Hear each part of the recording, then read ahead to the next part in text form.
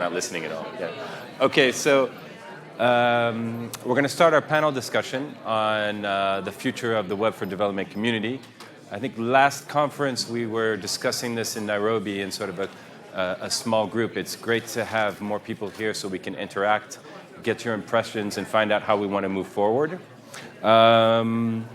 We had a bit of an adolescent moment, I think, in the community at the last conference, and I think there was a question about how we wanted to grow, where we wanted to go.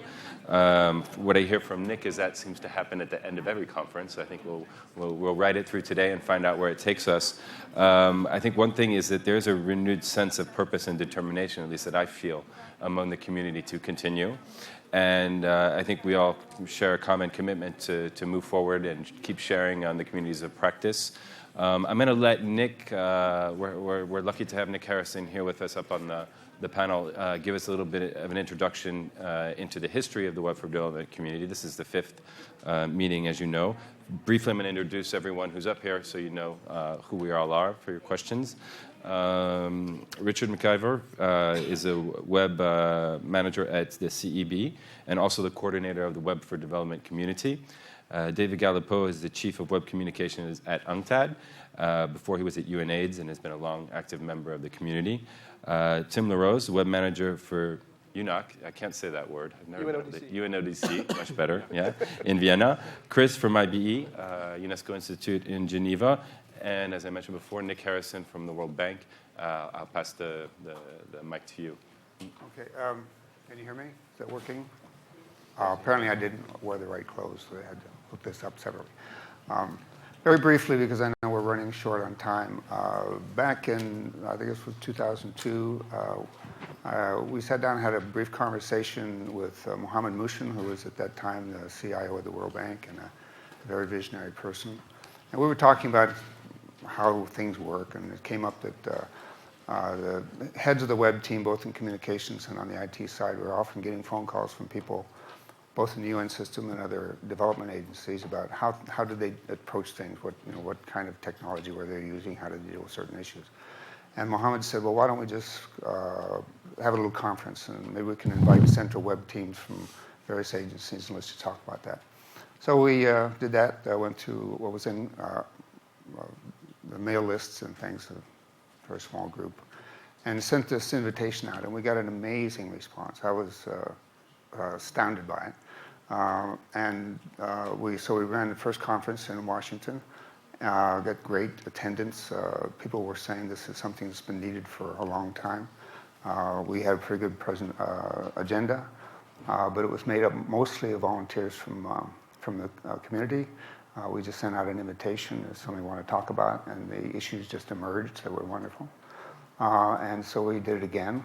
Mohammed again had a little bit of discretionary money, which was nice, and so he was able to invite some outside speakers. But again, we had a wonderful, wonderful turnout.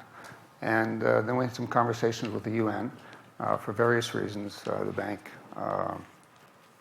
reduced its role, and the UN was very, very forthcoming in taking the community on. Since then, as mentioned, we had 5 conferences, everyone knows that. But there's a couple issues I wanted to mention with regard to the community as a whole. I think we still have this remarkable enthusiasm and interest and ability to explore these issues. There have been some questions with exactly who are the members, what are we consistent, what constitutes Web4Dev. Initially, as I said, it was made up of central web teams. We were talking about people who ran from the center of the organization, the web operations, and those were the people we initially reached out to. So the first few years, that was mostly the people that came. We set up some community sites and some general parameters to try to define that a little bit further later, and we've had these discussions at the end of each session. So at one point, we defined it as central web teams from UN family organizations and multilateral and bilateral finance institutions and NGOs that had an international scope that were dealing with development. So that was kind of our rough definition. And the membership grew very rapidly. As my recollection was that 3 years ago, it was, 4 years ago, it was 50 organizations and almost 300 people. And I don't know what it consists of now, but I think it's probably well beyond that. So it's been a fantastic ride. I personally am very, very excited to see the community continue to grow and to continue to take shape. So I want to thank everybody for their participation. I'm very pleased myself that I was a part of the original founding. Thanks, Nick. Maybe I would just throw some questions out there and see, maybe Richard can give us a little idea of how the governance is working right now for the community. Maybe wanted to investigate what sort of leadership we want to find for the community. Do we want to find leadership? Do we want to keep informal communities of practice and just build up a critical mass of content and then go forward? Do we want to formalize a web manager network? What are the rules of membership? Do we need some legitimacy? Do we want to go more for a grassroots model? So I'm just kind of dump that all out there and maybe ask Richard to jump on some of those. Or maybe I can. Maybe I'll just give my 2 cents.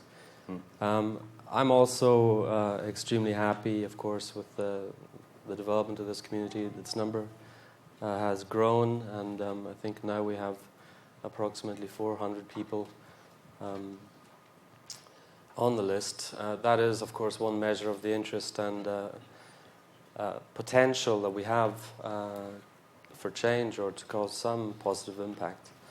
But I think I'll start by agreeing with all of the remarks made by Sarbulan Khan. I think he set the scene very, very clearly. There is a hole there.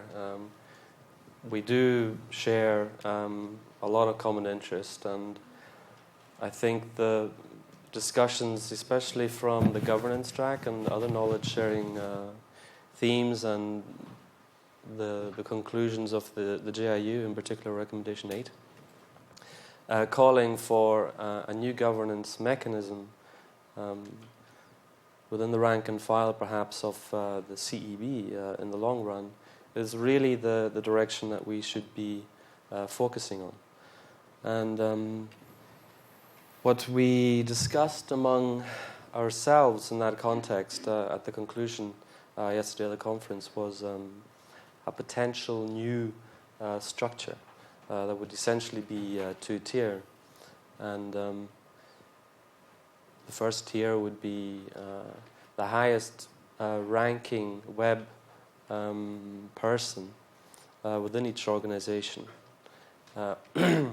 from the entire UN system.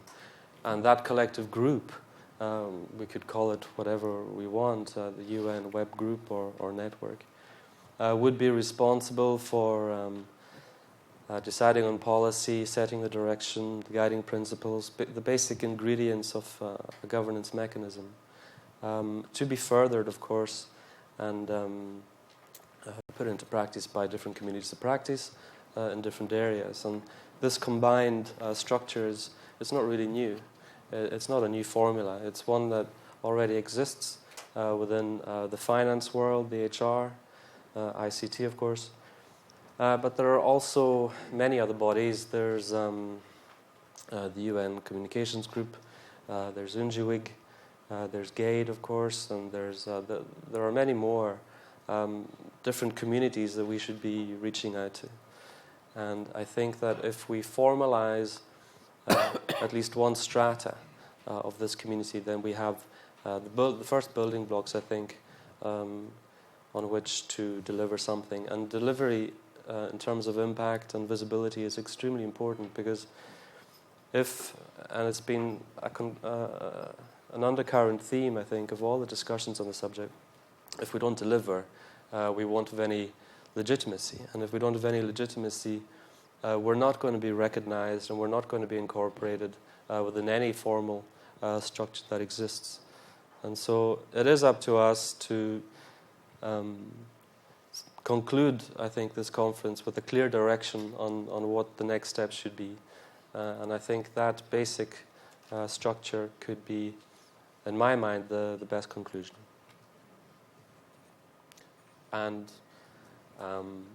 how do we go about doing that? Of course, I think we all have to be in agreement here, first of all. I think we all need to go back to our respective organizations and make that point very clearly. There are, of course, within the CB structure, relevant organs that could be informed, but I think it's too early to expect anything in return from that communication. We're not developed yet. We're not ready to be recognized. But I think that if we somehow find a way to communicate, and I hope I'll be involved as well with each of the web departments in each of the UN system organizations, then I think we can forge a way forward. But first, I think we have to conclude that this is indeed the common consensus of this group and its future. So that's it. So should we take some questions, or does anyone have anything to add from the panel to that? Nick? For myself, I'd like to reinforce what Richard was saying with regard to Mr. Khan's comments. I think he set the stage very, very well, that there's not only a tremendous potential in this organization, but that it can fit very well into the overall objectives of the UN and other organizations in making the web a high-level priority, and that it's up to us to take that step forward. And I think we discussed this idea of having a kind of a core group we can work from and through and include the larger community, but at the same time have a kind of structure that makes it easier to make decisions. Not a terrifically restrictive process, but something that at least we know we can work with. So I think that would fit very well with what Mr. Khan was saying as well. Okay, great. Questions right back here?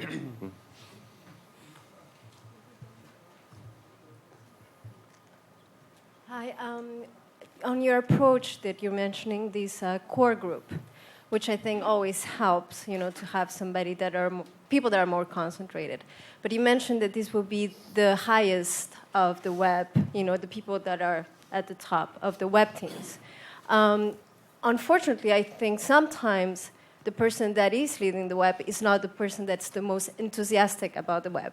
And I think one of the great things about this group is that everybody here cares about two things. They're super excited about the web, about what we do, and they really want to do something with it within this framework of the UN. So maybe restricting it might not be the most dynamic option, but maybe, asking people to nominate somebody, nominate this person to represent the organization. So that person not only brings the rank or not rank, but their enthusiasm. So I think that would be something that maybe could be considered. Does anyone want to respond to that? David. If I could. Nick?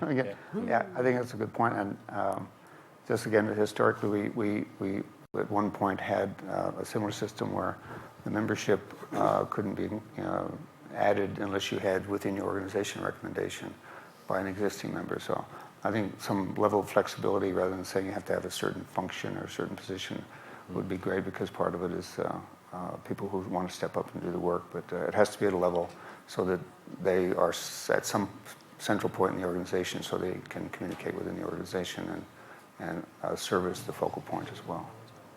But Sure, David. But I think more than that, also from a leadership committee or whatever you want to call it, it's got to be someone from an agency that has the decision-making power and the power to impact funding and resources.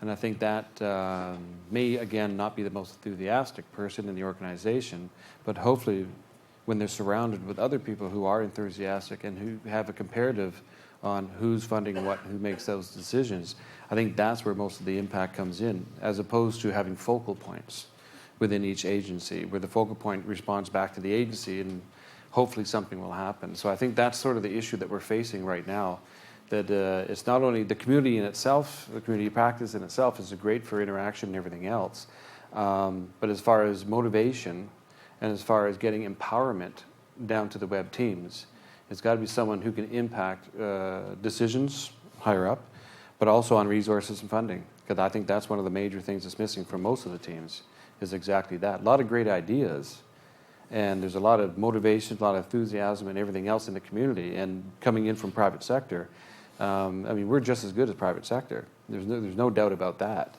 But we have to bubble that up somehow. And someone's going to have to stand up there and shake their fist and say, we need more funds and resources. So I think that has to be also implied in that decision making on who, from an agency level, is the participation on that. Richard? I would just quickly concur with that remark, and of course say that each organization is different, and that position of influence may be shared because the web team can be assigned or attached to ICT, it could be a branch of the executive office, or it could be within communication, or it could be our responsibility shared. But it is essentially the influence in deciding on common policies that is essential in that mix, whether it be on a GA resolution on accessibility or an interagency project that requires open content, shared or common data exchange standards. We need someone from each organization that can make that decision, that can trickle down and make an impact within the different working groups or focus groups on whatever area of technology or communication they may be working on. So. Okay, I think Chris had something he wanted to add, and then we'll take a question in front here. Yeah, I just wanted to add, it's not really excluding those people with enthusiasm, because I think that that's a very valid comment, that there are a lot of people, and in this room it's a very enthusiastic approach to the web. Yesterday on our panel we had NGOs, we had UNESCO, we had private sector, we opened up the room to discussion. There was a lot of interesting discussion. I don't think this approach is going to take that away. What it's saying is we've now reached a critical mass. We've had now 5 of these conferences, and it's now time to really get down and formalize our work in different areas. That means that there's still a role for everybody, and we're all going to be working on different things, continuing to exchange. But I think the comment Richard was making was basically we need some people with enough legitimacy to push what we need up to the very top of the United Nations to really make it legitimate. So they have to be people with enough clout, with enough, high enough in the strata, because we're in the United Nations is quite hierarchical, to really shake them up the top and really bring all that excitement that we all have. And that means the role is still there for everybody, because we have to keep showing that excitement so they have something to show at the top. I think that was the point. Maybe take one more question here in front, and then behind. It's not really a question, it's just a comment. That I fully agree that there's the reality of the very hierarchical system we work in, yeah. And it would be nice to see some more women. Yeah, exactly.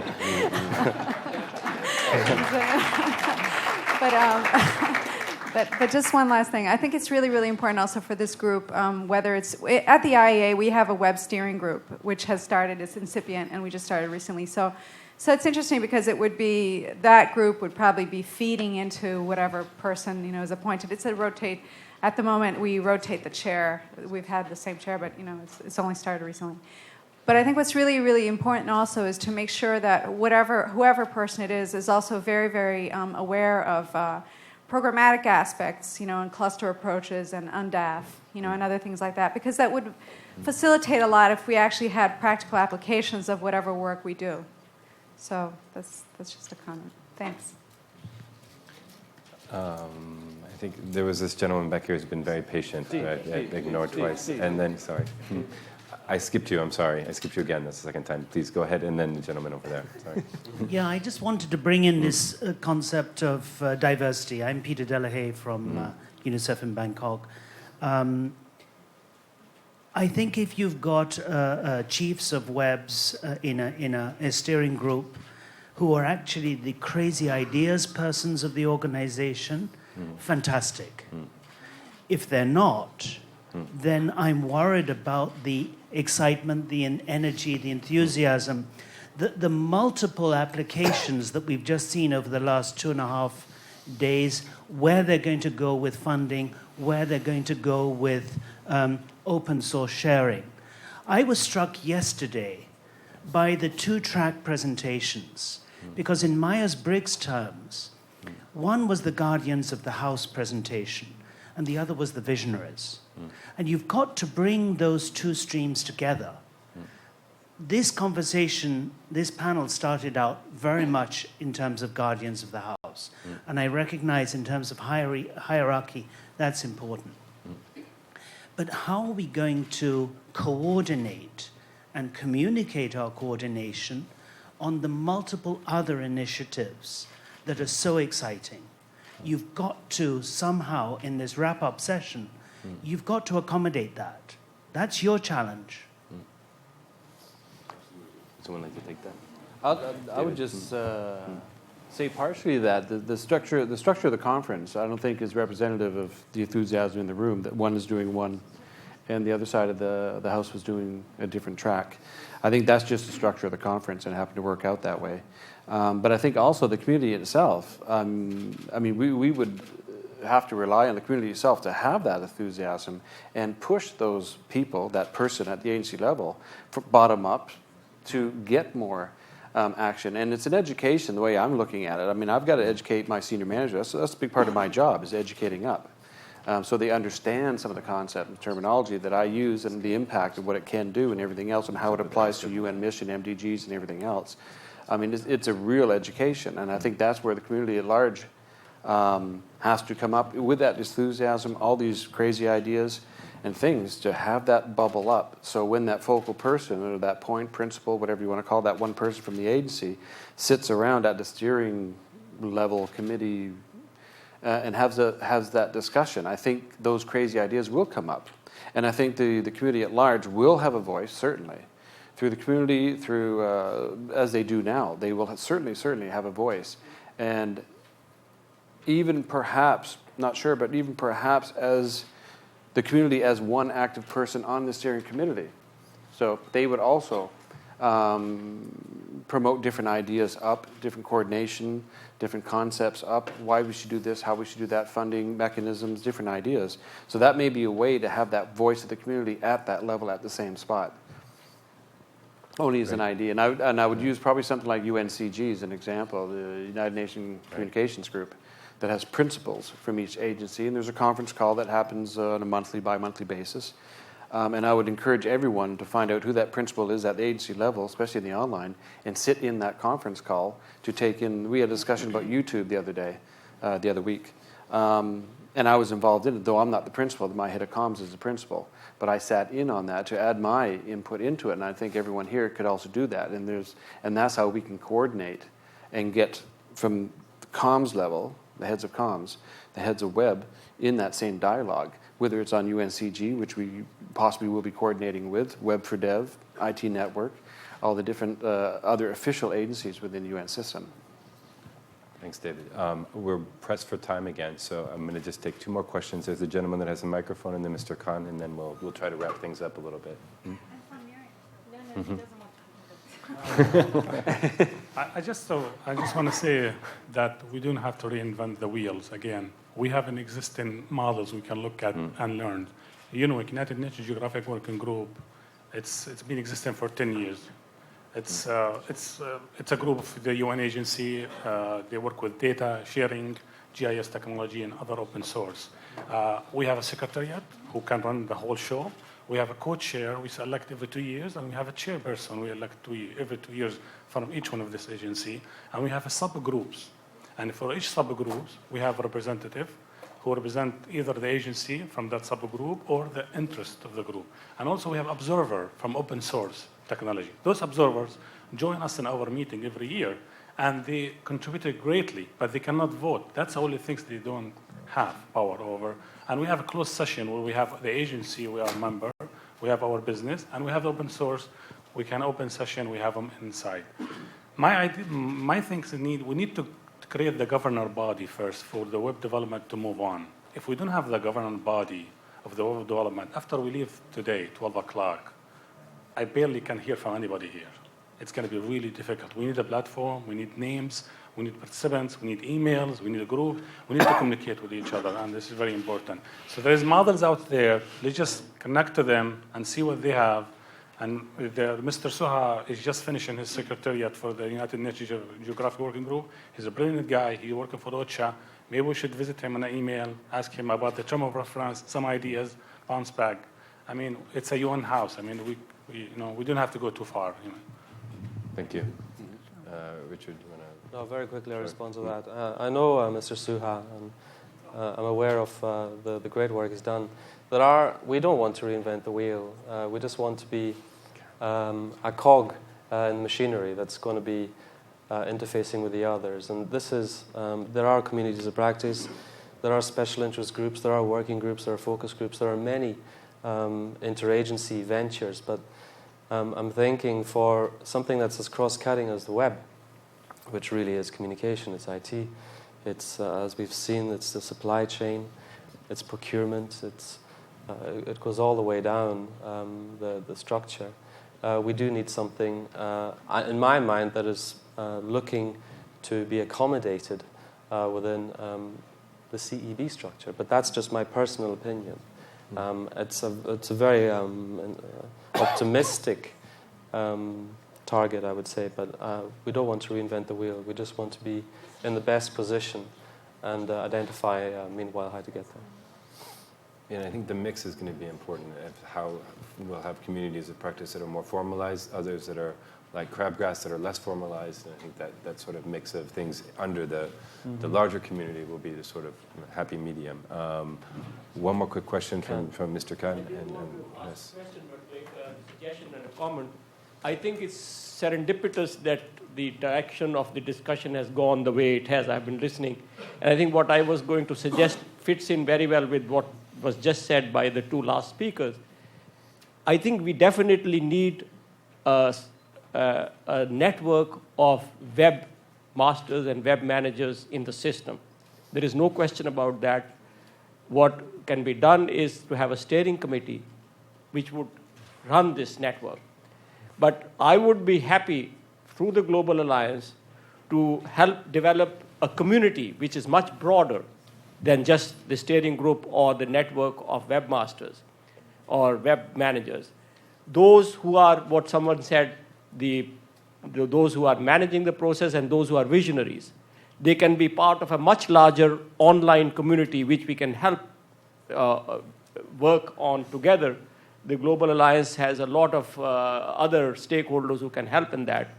And that can be linked up, if you agree with me that we provide the Global Alliance platform for that, that can be linked up with the rest of the CEB system and with the Secretary General's office and with the higher level political policy making people and the intergovernmental process. Because I agree entirely with you that it's not a simple task. I was instrumental in this ICT managers group back in 2003 and 2004. We helped develop, I was in Rome, I attended all their meetings, this UN system ICT strategy to which he was referring, all these databases and search engine and all of that. A lot of progress has been made, but we are always behind the curve. The UN system has not been ahead of the curve. And what we need to do through you, through this instrumentality, to bring in new ideas, new vision, and new ways of doing things. And that has to be non-hierarchical. So my suggestion is that we have a steering group, and then we create a much larger community which we can help create. And I can commit myself to say that I will help you to link up with the CEB structure and with the policy making and political level, so that, and also with the private sector outside for wherever it is needed for funding purposes, because there are a lot of private sector companies who are willing to work with you pro bono to do some of the things that we want to do. And we have this opportunity to do it now. Let us try to use this forum to make that happen. And I would be happy to work with you on that. Thank you. Thank you very much. Thank you. For that kind offer.